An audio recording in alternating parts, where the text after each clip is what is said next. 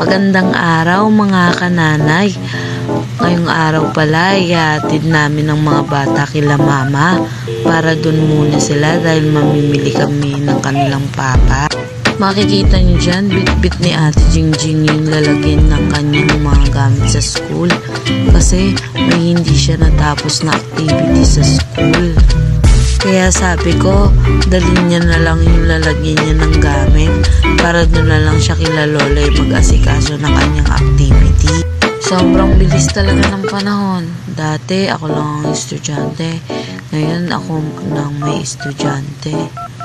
Ayan, pakit na kami kila lolay sa mama ko para ihatid sila.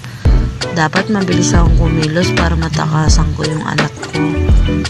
At finally, mission accomplished tayo mga kananay. Nakatakas ako. Yan yung pinakamahirap na part pag bilang nanay ka na. Kasi ayaw mo man iwan yung anak mo. Pero kailangan dahil bawal. Nadaan nga pala namin yung grocery ng Dali. Marami silang mura dyan. Di na kami nakabili ni Papa. Kasi nagmamadali na rin kami. Tuwang-tuwa talaga ako dyan dahil ang dami ng mga mura. Oh, dyan, lalo na dyan. Kayo rin ba nung bata kayo? Ngayong nanay na nga ako, iba na ang cravings ko. Mga kaldero at mga gamit na sa bahay.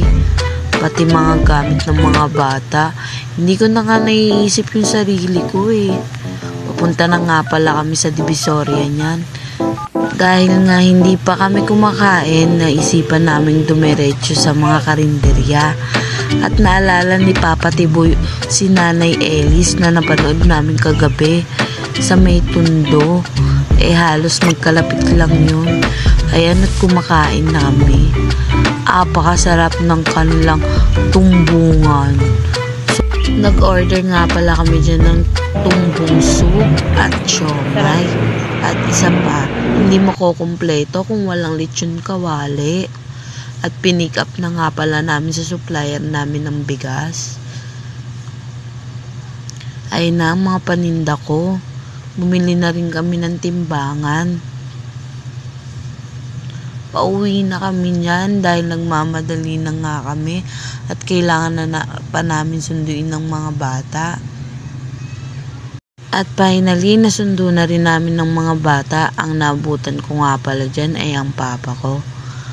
Kayo rin ba? Hinahanap nyo agad si mama? Thank you mama and papa. Thank you Lord sa araw na ito. Bye-bye!